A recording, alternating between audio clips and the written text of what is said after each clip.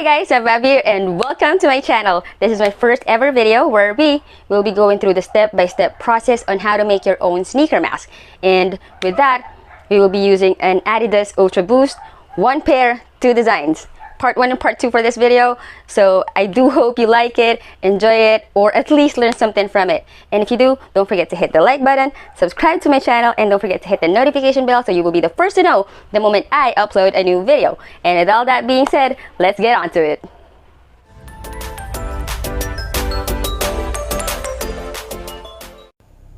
Alright, things you'll need. First would be the shoes.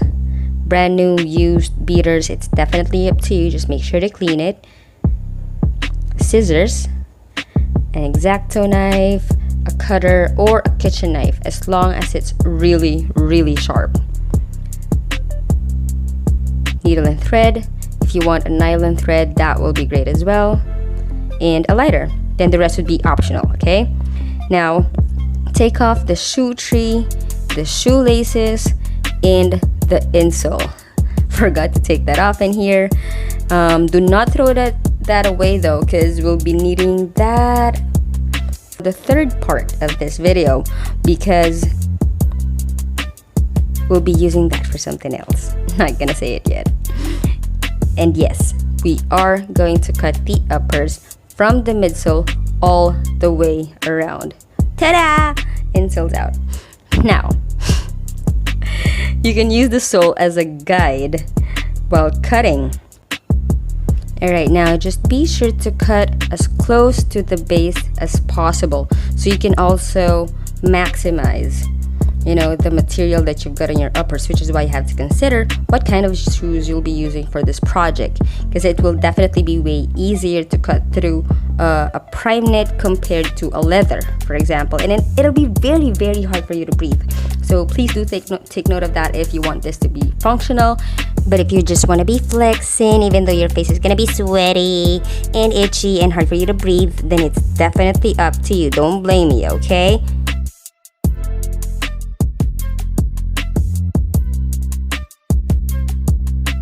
Ta-da! We're done cutting that off. Now we'll move on to the next step. And yes, please do hit like and subscribe and ring the notification bell. So again, next step would be to cut the thread between the cage and the prime knit uppers on a 45-degree angle.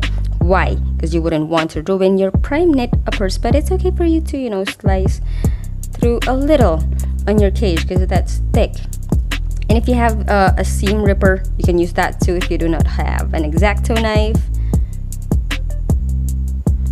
And then of course we'll be removing the thread on top so it'll have a cleaner look. But if you have to keep, if you want to keep that, just put a school glue, like an Elmer's glue, on top of that thread to keep it. And yes, I'm really nervous for this part because we'll be cutting off the what I call the chin guard on a curved angle. I'm just winging this as I go to it. It's right about the size of my chin because I want my chin fully covered. And it should look like that. Yes, you have to fit it like that and imagine it. Just wing it because there's no exact measurement for this. Now we'll be cutting off this tongue. We'll not be needing this. And take your time when cutting, You would want this to be as clean and to look as perfect as possible. Now, if you want to keep that and use it for something else as a design, you can definitely do that. Now we'll just be cutting this in the middle. So as you can see, and imagine that, it's gonna look like this. And the chin guard going right here.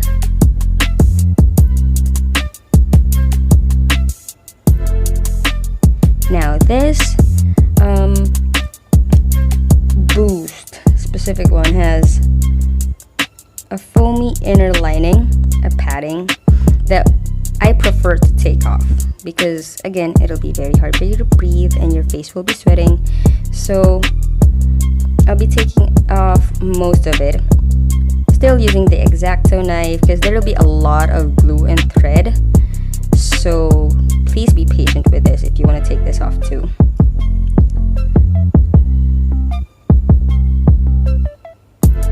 and you can pull it back so it'll be easier. Or if you can pull everything back and not be using an X-Acto knife, then go ahead and do that.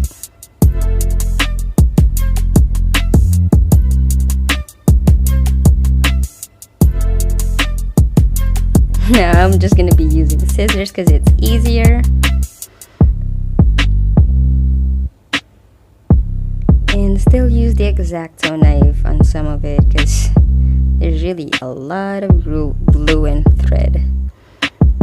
Now I'm trying to make this look as perfect as possible, as identical and symmetrical as possible. I want to leave as little fabric as I can to make this as breathable as possible.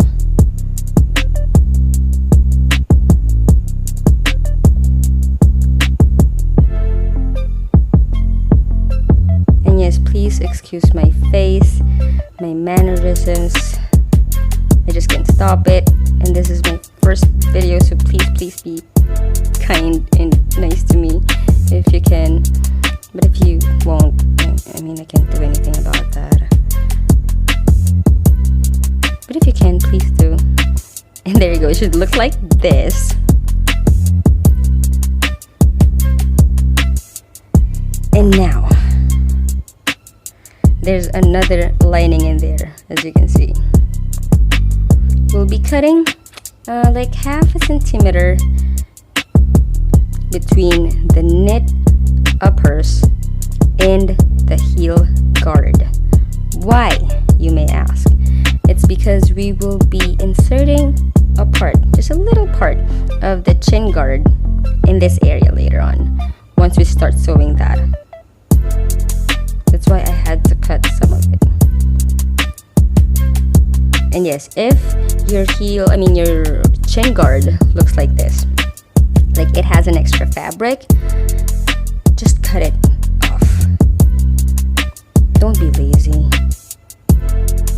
This is gonna be yours, or you're gonna be giving it away as a gift to a friend or a loved one, or maybe selling it. You know, don't be lazy. Go for the extra mile. And yes, we'll now start to sew. And this is how you put in the thread. Lock the thread to the needle. If you don't know how to do it, and we'll be doing an overcast stitch. That's how it looks like.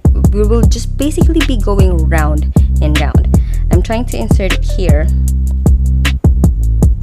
from the inside of the shoe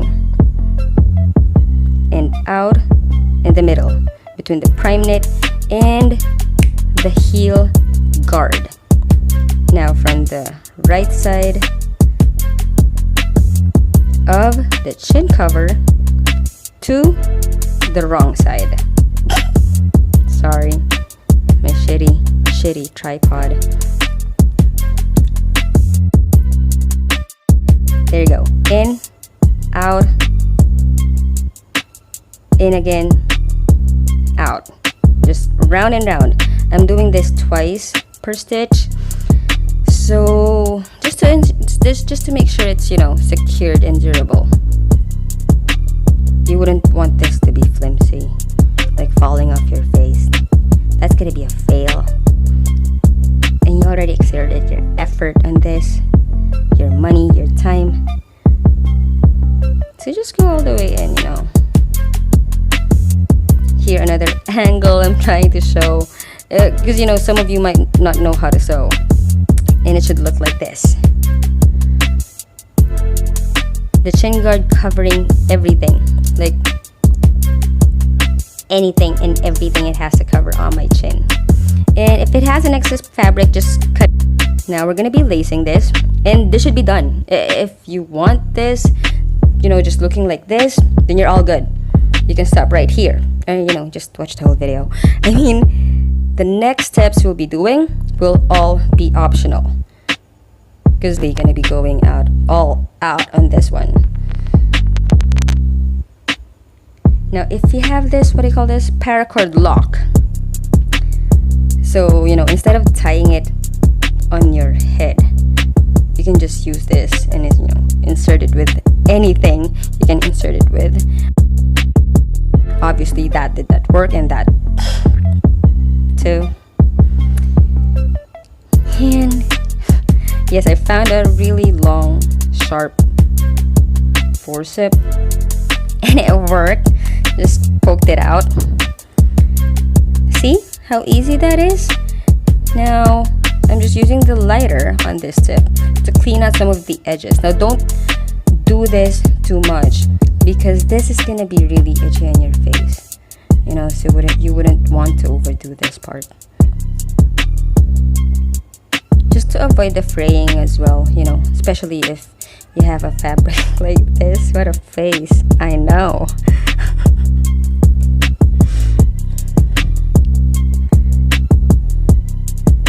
There you go. You should be all good.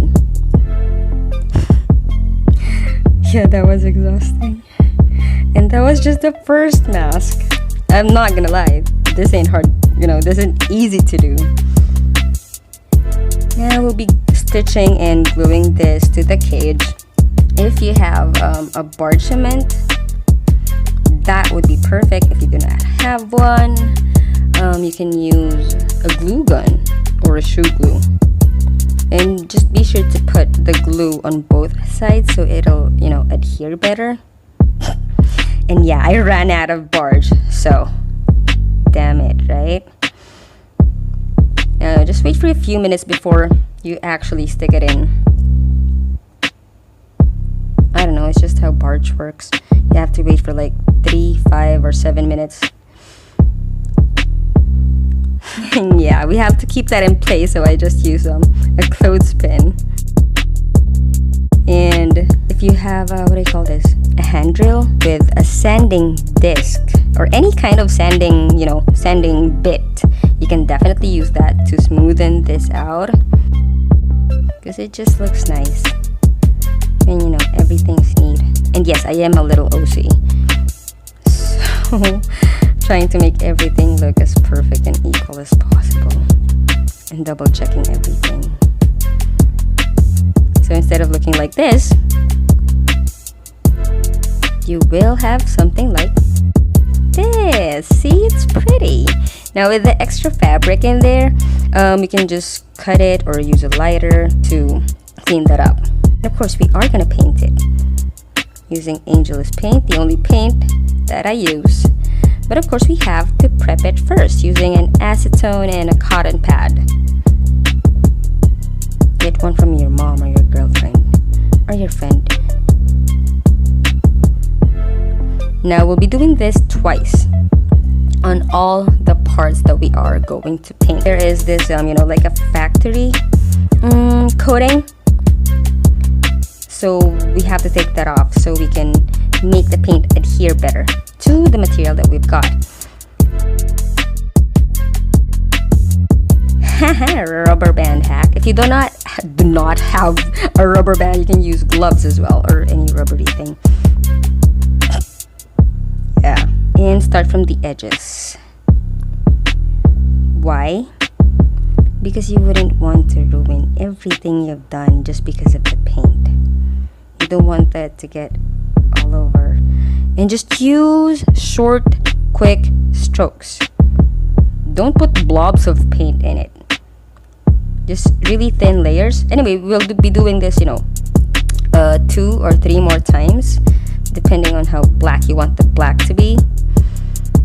And we'll be putting that as well on the sides, you know, like the stripes, embossed part of the cage, just for more dimension. And it looks boring, so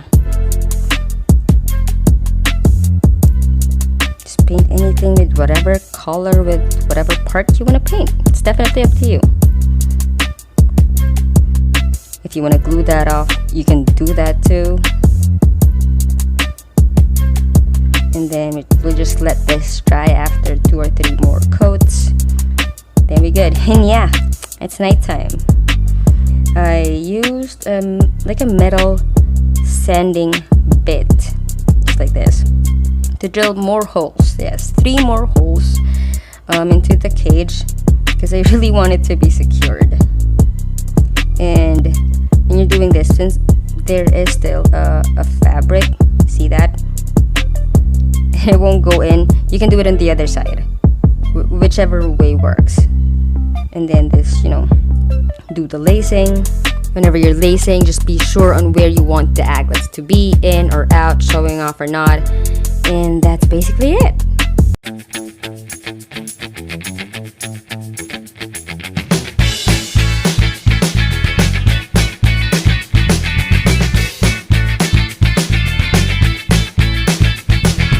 There you have it. We're all good. Thank you so much for watching the video. I really appreciate that. And if you did like the video, enjoyed it, or at least learned something from it, please do not forget to hit on the like button, subscribe to my channel, and turn on your notification bell so you will be the first to know the moment I upload a new video. And also, for any comments, questions on what we did, or suggestions on what videos you'd want me to do next, please feel free to put them all down below or DM me on Instagram at itsme.mathmav. You now have a good one. I'll see you on our next video. Bye-bye!